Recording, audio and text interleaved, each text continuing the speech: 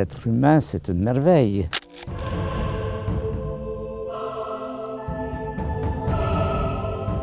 C'est beau de s'intéresser aux étoiles, mais il y a aussi la vie sur la Terre qui est importante.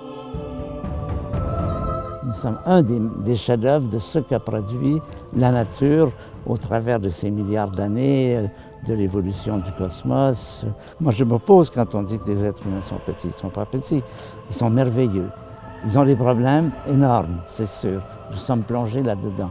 Mais c'est d'abord une merveille que chacun d'entre nous. Moi, c'est le message que j'aime bien faire passer, c'est dire aux gens, d'abord, ils sont des merveilles. Et deuxièmement, ce fait-là implique des responsabilités par rapport aux autres. Souvent, il suffit de très peu de choses. Très peu de choses peuvent prendre une importance énorme dans un cadre donné, par exemple. Il y a des gens qui sont complètement en retrait et souvent, leur temps de la main, ça change tout. C'est à partir du fait que des individus prennent conscience de cette importance pour l'humanité de pouvoir vivre ensemble.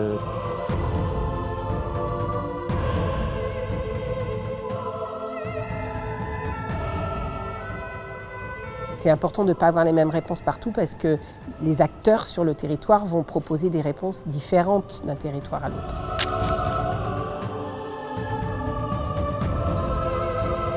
On s'est aperçu depuis 5 ans que l'on mène des études chaque année que le lien social, c'était systématiquement l'élément qui ressortait comme statistiquement différenciant entre une population et une autre. Et tu resteras avec moi? Oui, au bistrot, oui, je resterai avec vous. Ah bon.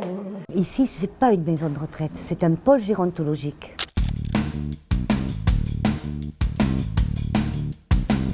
Dans l'histoire de l'action sociale en France, on fait plutôt des maisons pour handicapés là, des maisons pour personnes âgées là, des maisons pour les enfants, et sans se rendre compte qu'en fait, il faut que tous ces âges se côtoient pour qu'on fasse une société en harmonie. Et après-midi, je dois voir des amis qui partent demain en voyage. Donc on a un bistrot, on a une licence pour pouvoir accueillir donc, des gens amis de la maison, pas tous les gens de la rue quand même, hein, où les familles peuvent se rencontrer dans un endroit non institutionnel, non stigmatisant. Nous, quand nous venons et que c'est ouvert, on vient boire avec elle quelque chose, partager un moment, ou manger des glaces, voilà. Il fallait l'imaginer, il n'y avait rien, moi je l'ai vu construire. Donc, C'est un bistrot qui est tenu par les familles. Tous les après-midi, de midi à 18h. J'ai eu mon mari ici parce que je ne pouvais plus le garder. Alors bon, je viens là parce que ça me rappelle un peu et puis je suis bien, je veux faire du bien auprès de moi. Voilà, mesdames, merci. Allez. Elles s'occupent du service, de la tenue du bistrot, elles font le ménage. Sans elles, on n'y arriverait pas. Ça vous suffit, ça? Oui, ça va, oui. Vous savez bien, pas trop de sucre. Ah oui, oui. Leur donner du plaisir. Nous, si on a chaud, on se découvre, eux, c'est pareil. S'il fait froid, on met une veste, et puis voilà. Sinon, alors on rentre dans un système, l'été, on ne sort pas parce qu'il fait trop chaud. L'hiver, il fait trop froid. Maintenant, il pleut, on ne peut pas partir à la piscine. C'est le temps idéal pour aller à la piscine. Hein. Quand on nous a vus arriver la première fois, ils se sont dit, ils sont fous. Bon, on y va quand même.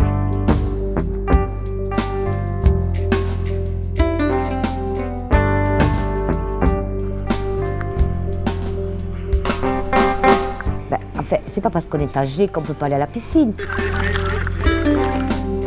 Les gens qui avaient l'habitude d'aller à la mer et d'aller à la piscine, pourquoi? Parce qu'ils rentrent en institution, il ne faudrait plus y aller. Sur mes activités, je suis actif. Je suis épuisé. Si je ne fais pas, là-haut, ça y va, le vélo dans la tête. Hein. C'est très apaisant, l'eau.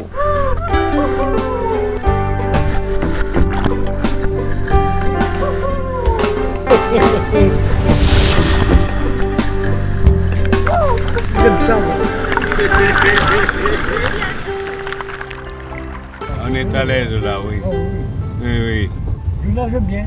En toboggan aussi, tu nages bien. Il faut restituer de la dignité à ces êtres humains. Et donc les regarder avec un sourire parce qu'ils se promènent des chèvres, eh bien, ça leur restitue de la dignité. Ça, le petit là. Voilà le petit. T'as vu le petit? On a une petite ferme, c'est une fermette. Parce que bon, même si la maison paraît être grande, elle est petite. Donc on a fait une petite ferme. Et on a 2 petites chèvres. Ah bon? Bien sûr, bien sûr. Elles ont besoin de sortir, elles aussi, donc on sort avec les chèvres. Voilà. Ça crée des relations, des échanges. Bonjour mes chèvres. Elles sont mignonnes. Comme moi. Ils sortent tous les jours ici, hein, c'est systématique. Pourquoi? Parce que la ville se transforme, on refait des bâtiments, on refait des choses comme ça. Il faut qu'ils suivent tout ça. De façon à ce qu'ils puissent avoir des relations convenables avec leur famille. S'ils sont coupés de tout, ils n'ont plus rien à dire.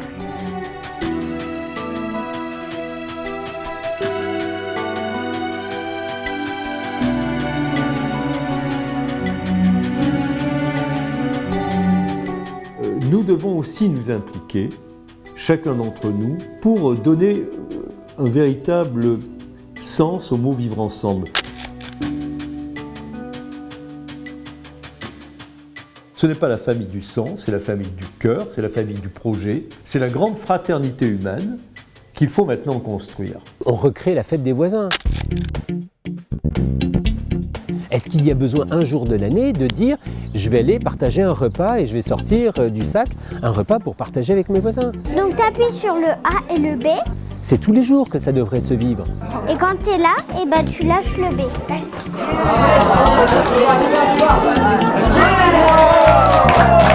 Ah, ça me fait un plaisir fou. C'est quoi l'état d'esprit d'ici si on doit... Te rendre service. Comment se rencontrer, comment se dire bonjour? On a fait les crêpes ce matin pour le rapporter. Qui est blond? Oui, c'est un garçon. C'est un garçon? Oui. Ah ben, moi, on dirait une fille. C'est la première fois qu'en Europe, un plan a été fait de cette façon. C'est un quartier qui a été créé avec divers services. Ils ont voulu mélanger les jeunes et les personnes plus âgées. On a une halte garderie, un relais assistante maternelle, une salle d'activité intergénérationnelle, un restaurant scolaire et une salle de quartier. Vous voyez, la maison de retraite, on est juste au-dessus. Des logements sociaux pour des retraités et des jeunes couples, moitié et moitié. Bonjour. Bonjour. Et puis c'est aussi la charte Bonjour voisin, qui est l'engagement de collaborer les uns avec les autres. C'est super convivial ici, c'est ça qui est bien. D'être implanté ici dans Génération, pour moi, pour un accueil de jour, c'est l'idéal parce que le cadre est super agréable. Les enfants sont là, les gens du quartier sont là. On est amis, on ne s'est encore jamais battus. Et c'est vrai que ça aide quand même. Tout est vraiment fait pour tisser des liens les uns avec les autres. Elle est là, madame le Caron. C'est un site au niveau de l'architecture aussi qui est un petit peu novateur parce qu'en fait les bâtiments ont été faits tous de façon à ce que les gens quand ils sortent de chez eux, ils se rencontrent. On se croise souvent, les voisins, quand ils ont besoin de quelque chose, il n'y a pas de souci. Même au niveau des maladies, on est ouvert. Si on voit une personne qui est en fauteuil roulant, qui est handicapée, et on va leur dire tiens, est-ce que tu as besoin de quelque chose? Et on discute avec la personne pour qu'elle soit moins seule. Ce qu'il y a de bien aussi, madame et monsieur, c'est que nous avons un téléphone intérieur. Comment vas-tu, toi?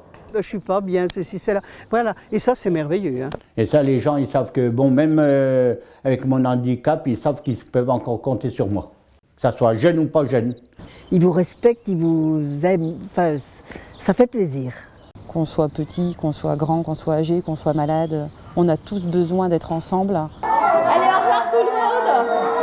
Au revoir. On ne peut pas vous embrasser tous, mais le cœur y est. Allez. On voit bien que s'il y a une direction très partie prenante, très convaincue de créer le dialogue et la bonne communication entre les professionnels et les familles, les choses sont beaucoup plus faciles.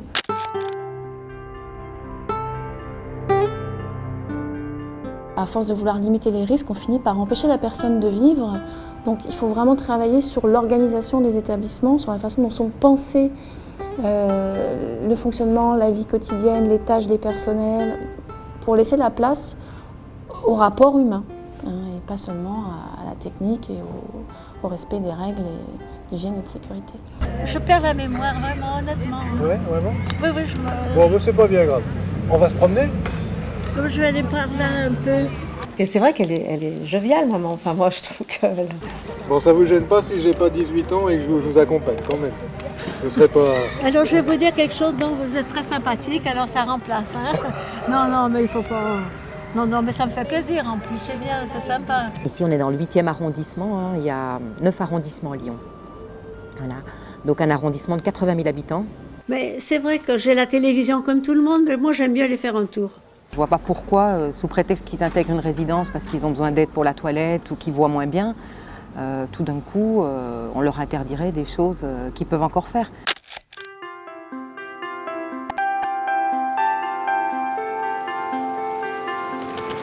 Moi c'est rouge, donc j'y vais quand même. Moi je suis lancée, j'y vais. Même au niveau de la famille, je veux dire, les cousines de ma mère me disent « mais tu devrais pas la laisser sortir, mais c'est pas possible, ça paraît impensable ». Non mais mes cousines elles sortent pas le soir. Ah ben non, personne maman. Toi-même tu disais dans le quartier il n'y a personne le soir. Oui, comme ça j'ai tout le trottoir pour moi.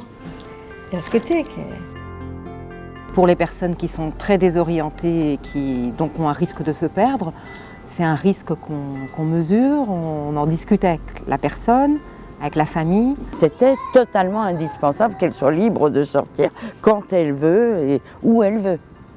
Pour maman, c'était obligatoire. Ils acceptent aussi que la vie de leurs parents passe par ça, que ça fait partie de la vie, quoi. Je m'y suis faite, mais ça surprend beaucoup de monde, ça c'est vrai. Hein.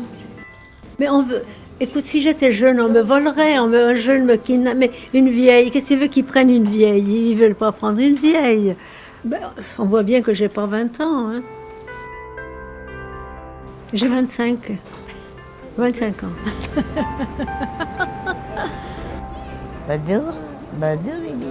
C'est vraiment une chance d'avoir ce petit jardin à l'extérieur. Oui, on discute. C'est un peu une annexe de notre résidence. Beaucoup de gens leur parlent. Par exemple, il y a un monsieur, pendant toute l'année, il va le matin, bonne heure, il va chercher les petits journaux gratuits. Tous les matins, vous venez? Tous les matins. Et il vient et il les apporte à la résidence pour les résidents. J'aime bien rendre service, ça me fait plaisir. Des fois, je passe pour dire bonjour, bonsoir et tout. Il y a une dame, elle me dit bonjour la jeunesse. Alors moi, j'ai dit bonjour la vieillesse. Elle se marre pour voir comment elle rigole. Bonne promenade et à tout à l'heure. Cette sortie de 11h, ça leur permet de voir autre chose, rien que d'aller au marché, mais il y en a qui reviennent, qui sont trop contents. Oh, les pêches, elles sont belles là. Ils se sont juste acheté des pommes et c'est trop bien, ils ont acheté leurs pommes. J'ai une envie folle de saucisson. Et ça aussi, c'est quelque chose d'important, permettre aux résidents d'avoir un porte-monnaie et un peu d'argent dedans. 2,99. Si j'avais 3 €. Même s'ils n'ont pas besoin, globalement ils ont tout. Mais pour eux, voilà, j'existe aussi. J'ai toujours géré de l'argent, j'ai toujours fait des courses. Donc voilà, si j'ai pas mon sac avec mon porte-monnaie et avec de l'argent dedans... J'ai envie de saucisson, c'est grave. Vous allez vous régaler. Donc ça aussi, c'est un travail qu'on a fait avec les familles. On vient du marché. Madame Laine, vous avez été au marché, qu'est-ce que vous m'avez acheté à moi? Un saucisson. Pur porc. Moi, c'est des choses que je peux pas arriver à emmagasiner. Ben oui. Quoi donc? Au point de vue électronique, au point de vue, vous voyez, ça dépasse tout ce qu'on peut s'imaginer au point de vue technique, je veux dire. Oui. Ben oui. Bah, ils ont même filmé les gens qui sont allés marcher sur la Lune, alors. Oh là là. T'as vu, ça s'appelle le progrès, ça. Maintenant, on peut téléphoner et voir les gens. C'est pas parce qu'on est à la campagne qu'on n'a pas d'idée.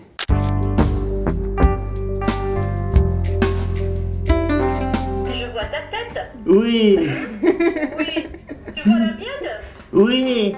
Moi, je travaille dans un autre établissement et toute l'équipe, ils se disent qu'en fait, Internet, ces moyens de communication, c'est pas l'époque, c'est pas la génération des personnes âgées et qu'en fait, ils pensent à leur place alors que nous, on se rend compte que pas du tout. Tu connais Cachou? Oui. Tu veux chercher Cachou? Oui. Juste une minute, je vais chercher Cachou. Alors. Cachou, qu'est-ce que c'est un cachou? Mais nous, on s'est dit que le lien social, il n'était pas réservé à une population spécifique, mais aussi pour tous les autres.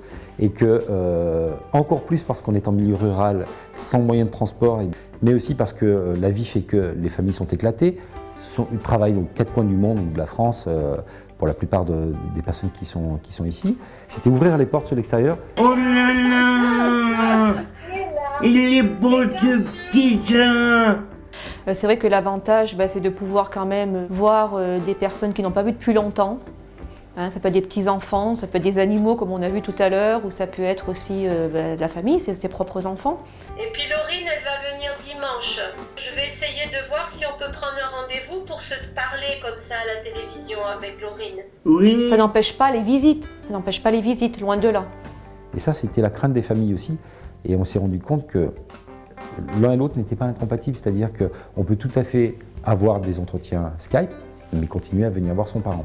Une personne qui peut être hospitalisée, qui n'a pas de voiture, peut rentrer en contact avec son parent au sein de la résidence. Tu me vois, maman? Regardez. Tu ne me reconnais pas, non? Si, elle vous reconnaît. Elles sont à moins combien? 400 km? Oui, 400 km, oui. 450, oui. C'est pas d'avoir une approche thérapeutique, c'est sur l'instant T d'apporter un instant de bonheur. Il y a la présence physique qui est importante, mais il y a le lien entre les deux visites. Voilà.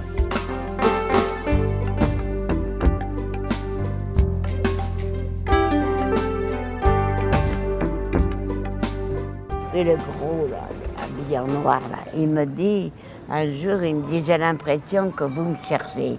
Alors monsieur, il me demande ce que ça voulait dire, vous comprenez bien ce que ça veut dire. Alors, je dis, mais pourquoi vous me dites ça? Oh, mais il y a longtemps que j'ai vu, depuis que vous êtes là, que vous cherchez, puis répétez, toujours. J'avais envie de dire, il fallait coucher avec toi, quelle horreur. Oui, l'amour, c'est quelque chose d'important. La sexualité est une relation, la sexualité est une communication, c'est une forme de papotage des corps.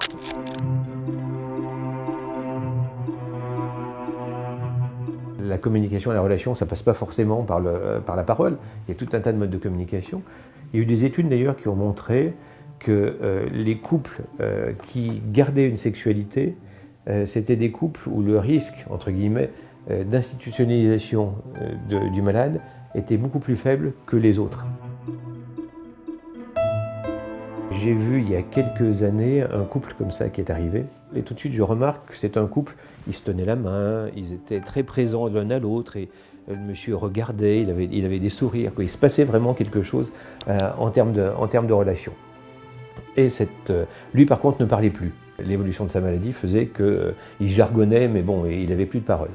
Donc madame me dit, vous savez, il y a quelques années, mon mari était extrêmement agressif, mais maintenant ça va bien. Je lui dis, écoutez, c'est très bien, les choses ont bien évolué, vous avez su faire que la relation perdure. Et à ce moment-là, la dame s'effondre en larmes. Et elle m'explique, au bout d'un certain temps, écoutez, entre nous, jusqu'à ce qu'il y ait la maladie, la sexualité avait toujours été une catastrophe. Mon mari avait des besoins, je répondais à ses besoins, mais ça ne correspondait pas à quelque chose qui était un lien entre nous. Et quand il a été si agressif, si agité, etc., j'ai tout essayé, rien ne fonctionnait. Par contre, je me suis dit que peut-être la sexualité pourrait calmer les choses. Et donc j'ai repris une sexualité pour justement le calmer. Et elle me dit, je me suis senti très très coupable par rapport à ça, de cette sexualité un peu médicament en l'occurrence, pour apaiser les choses. Donc je lui dis, là je reprends les choses, et au contraire c'est bien, vous avez trouvé un nouveau mode de communication. Et là de nouveau, énorme sanglot de cette dame, en me disant, mais vous savez, depuis qu'on a repris une sexualité, j'ai jamais eu tant eu de plaisir. Donc à tout âge, tout est possible, c'est ça qui est fabuleux, moi je trouve. La fin de la vie n'est pas la fin de l'histoire.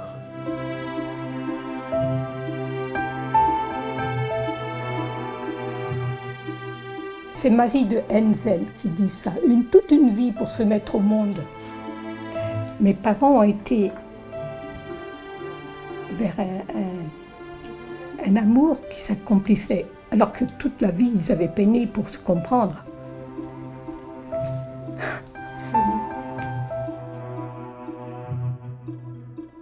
Quelquefois, dans une consultation, on annonce une maladie grave pour laquelle il n'y a pas de traitement à une personne.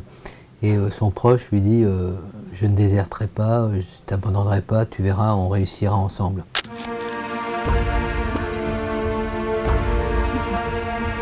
Et je pense que cette notion d'ensemble est très très importante. Savoir qu'on ne sera pas abandonné.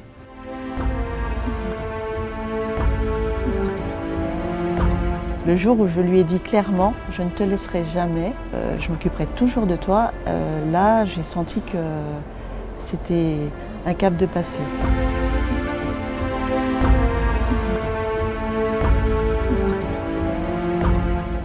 Je crois aujourd'hui que la façon dont on regarde les personnes âgées depuis plusieurs années, les gens ont du mal.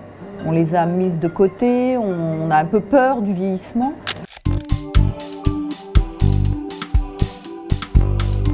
Aujourd'hui, je pense qu'on a besoin de réconcilier les générations, de les aider à se rapprocher. Alors donc nous, on a des boutiques qui fonctionnent et qui sont ouvertes pour les résidents à l'intérieur, mais aussi pour les personnes de l'extérieur.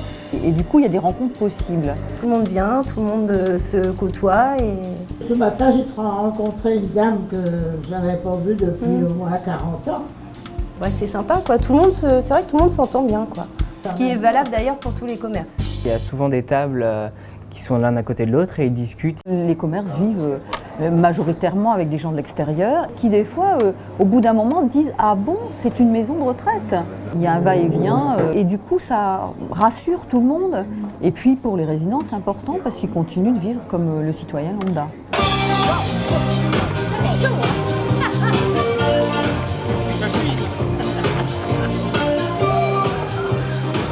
Je viens souvent danser, j'ai été surprise de revoir Antoine, parce que bon, on ne le voyait plus étant donné que bon, il était souffrant et qu'il était dans une maison quoi.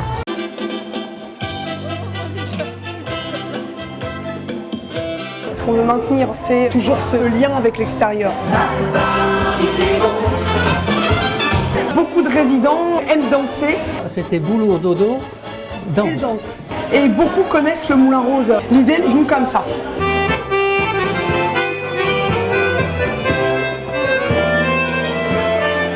Madame Tourlamin ce matin qui ne voulait pas parce qu'elle avait des douleurs. Ça me coûte d'y aller. C'est vrai. Bah oui. En essayant de la motiver plus, effectivement, elle vient. Ok, belle. Et là, je lui ai reposé la question, elle est ravie parce qu'elle n'a plus de douleur. C'est ça que j'aime, chanter partout avec toi. Les accompagner et de les voir ravis, de les voir avec le sourire, c'est que du bien. Oh, j'ai rajeuni, tu sais pas combien maintenant. Allez, 20 ans. Oui, je vais... La première fois on est venu au Moulin Rose, cette dame, quand mademoiselle Peset a vu, elle me dit « c'est de la famille, c'est de la famille ». Elle ne la voyait plus depuis un certain temps, donc là forcément, les retrouvailles étaient vraiment émouvantes. C'est la flamme qui enflamme sans brûler, c'est le rêve que l'on rêve sans dormir. C'est super bien.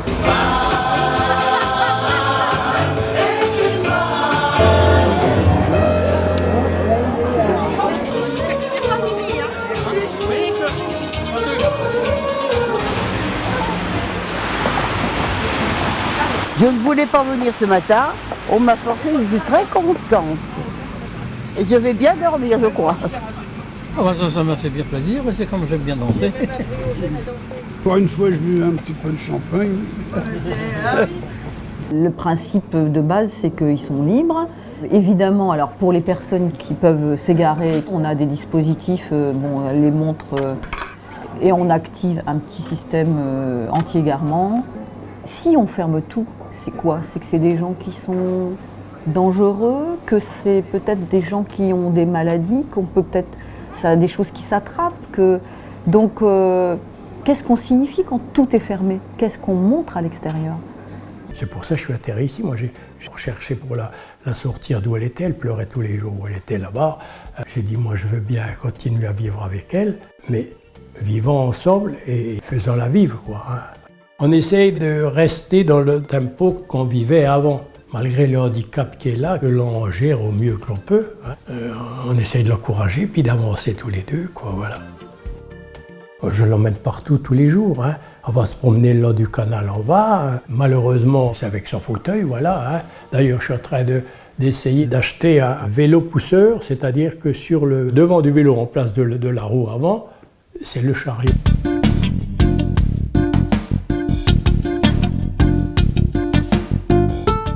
Voilà, vous voyez bien, chacun essaie de trouver ce qui peut l'aider à vivre mieux, puis c'est tout.